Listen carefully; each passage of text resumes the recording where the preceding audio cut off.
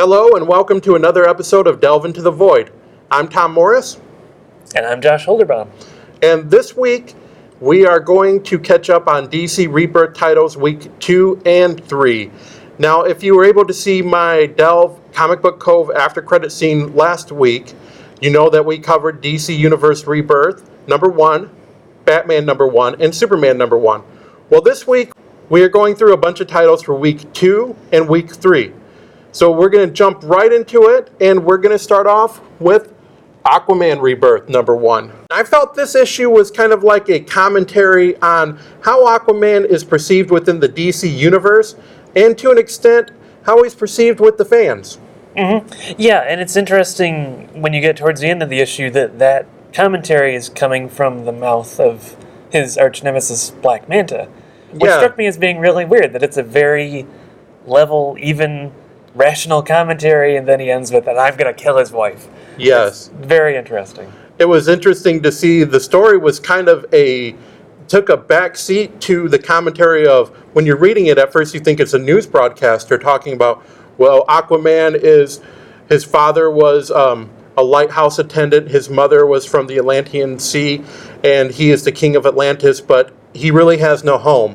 And you're reading all this, you're saying, okay, I understand Aquaman, getting to know him a little bit more, and at the end, boom, Black Manta. Mm-hmm. So you know right away Aquaman is going kind of between two worlds, trying to balance his human side and his Atlantean side. I thought it was a decent issue. What did you think? Yeah, it was good. I think it felt like they were trying to flesh out Atlantean culture a little bit, too, kind of establishing some different castes or tiers of Atlantean society, having terrorists from one of those castes, which I think worked out pretty well. I would have liked to have seen a more established villain, but at least we get that in the end. Yes, definitely in the end.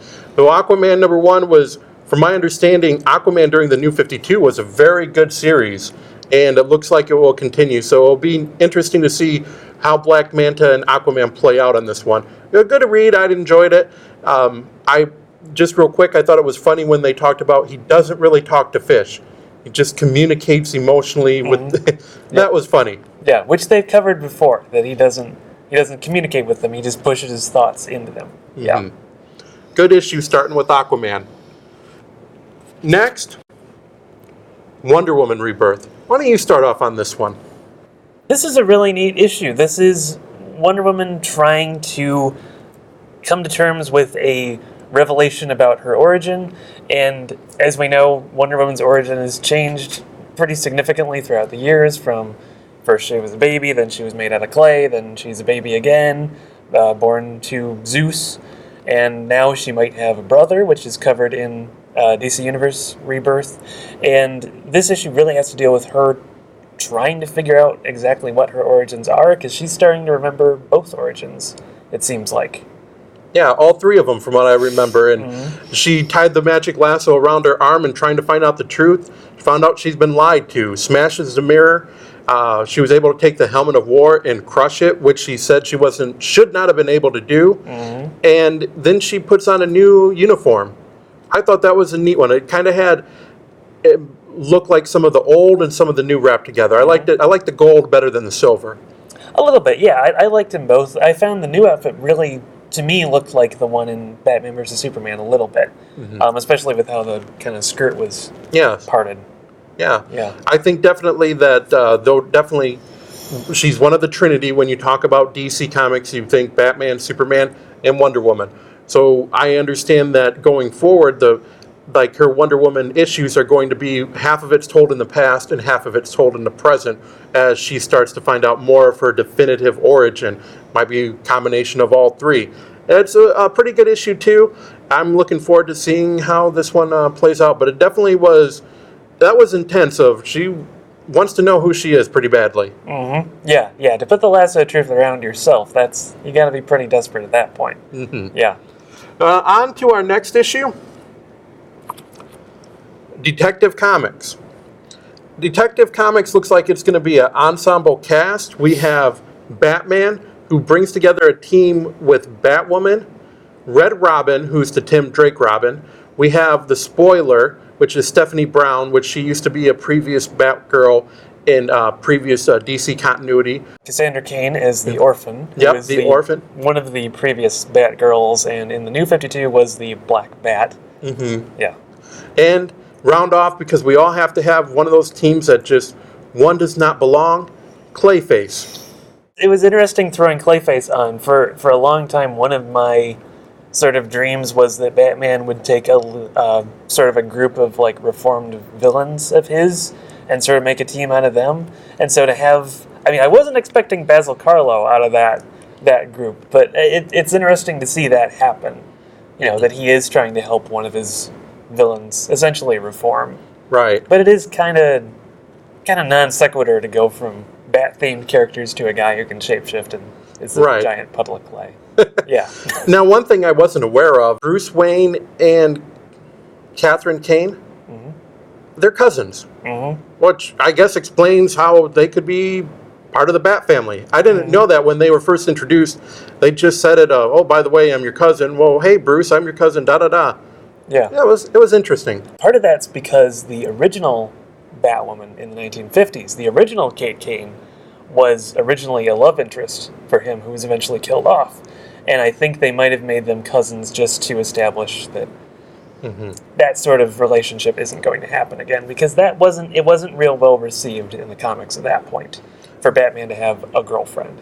Batwoman kind of seems like a little bit of an outsider that Batman is bringing her into the fold, and this team is brought together by necessity. For when we first start this issue, you see Jean-Paul Valley, Azrael, been beaten pretty severely by someone, a group of people, and that's why Batman puts together this team, and he entrusts Batwoman to train him.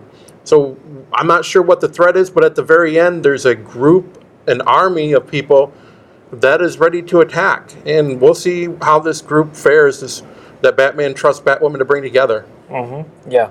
Yeah, it was interesting. The one thought I had when Jean-Paul Valley was beaten up was the sort of Batarang with the camera in it. It sort of reminded me of almost something from like Batman Beyond. Like almost potentially some sort of futuristic thing, which I'm sure Terry McGinnis wouldn't be beating up Jean-Paul Valley, but who knows, maybe he wants to be on the Bat team. I don't know. Everyone wants to be in the Bat team 2016. A nice little start for this one. On to Action Comics. Action Comics brings us what's happening in Metropolis after the death of the New 52 Superman, where his void is being filled, sort of, by, surprise, surprise, Lex Luthor, who has a new Superman-inspired, sort of Iron Man-style outfit. And that's when the pre-New 52 Superman decides, enough's enough, I'm going to Metropolis. I'm going to go expose Luthor for what he is. One thing with that battle when they started talking is Superman doesn't trust Lex Luthor, which obviously he has good reason to, but when you're reading it, Lex Luthor isn't really provoking Superman. It's more like Superman is trying to find any fault with them to fight him. When he grabs for the S symbol on Luthor's chest and he says don't, and he gets shocked, Superman thinks, well, he was attacking me. No, it was a self-defense. It seems like that would be kind of one of the basic tenets of alternate realities, is not everyone might be aligned the same way they were. I mean, in the Crisis on Infinite Earths, they had a heroic Lex Luthor, the Lex Luthor of Earth 3. So, it seems like pre-52 Superman is sort of jumping to conclusions, but, I'm sure Luthor's up to no good, but still, it's a little nuts for him to do. I think part of him taking the shield and Superman's cape was trying to show that he is indeed better than Superman, because no matter what happens, a Lex Luthor and a Superman is always on odds. So we had the resurrection of another character this issue, which was kind of weird seeing. Yeah. Well, we had Clark Kent show up, or a guy who we think is Clark Kent, who might be Clark Kent, who claims to be Clark Kent. Who knows? Who knows? Right. Yeah. He comes in like, hey, nothing's really happened. Everyone thought I was dead, but I wasn't. And he's covering the battle with Jimmy Olsen between Superman and Lex Luthor. But I got to start at the very beginning. Someone trying to rob a bank. And all of a sudden, Lex Luthor comes out with the suit, but we find out that the bank robbery was a distraction to get something else out of the vault. And lo and behold, he's in your favorite outfit. Yeah, it's Doomsday, back in the containment suit once again. Yeah. How did he get in the containment suit? Who knows? Maybe he shaves off all the spikes. I don't know. Who knows? It's a nice look. It gives him something to bust out of. It's like giving the Hulk a shirt. He's just gonna get destroyed, but it looks cool for a while. And it is interesting that they put him in that, because having Lex in the Superman outfit did kind of remind me of like the Return of Superman story arc, where there were all those other Superman sort of, not imposters going around, but the ones trying to take over for Superman. And now there is one, who's one we actually know. And there's another Clark Kent, so there's sort of a mystery coming, and now there's Doomsday again, so. And when back over at the farmhouse, Lois Lane and Jonathan are watching all this unfold, she's a little bit kind of apprehensive of what's happening, and Jonathan's like, well, what's my daddy doing? Why is he on TV? That's a nice little subplot. I think his future issues are going to start playing that off. Yeah, I did enjoy how John really enjoyed him like punching Luthor. Like, yeah, go Dad! Yep. Violence isn't the answer, but he sure enjoyed it. This was my second favorite issue of the week, especially seeing Superman back in action. I like the new outfit where it's a combination of the modern and some of the new Rebirth. Pretty streamlined, I liked it, and also with the movie. Getting to the next one, which had to be my favorite book that week, was The Flash. What more can you say about Flash? He is an integral part of Rebirth and the events that are going to leading into it and leading out of it. Yeah, and he seems to be kind of an integral part of almost every crisis the DC Universe has ever had. Seems to be sort of tied to the Flash. And it's nice, too, that, the Flash is really one of the biggest in Rebirth, considering DC Universe Rebirth really features him and sort of reuniting with Wally West. And this is kind of the continuation of what happens during that same time frame when Wally reconnects with Barry. One of our favorite moments in this issue is Barry Allen saying he can't be everywhere at once, but he tries. He actually goes he went to a date a day early. Yeah.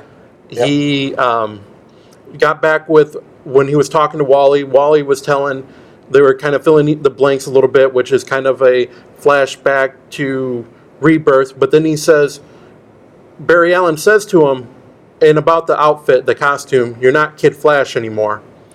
And Wally, well, I'll just have the Speed Force generate a new costume. Oh, you can do that? Oh, I forgot.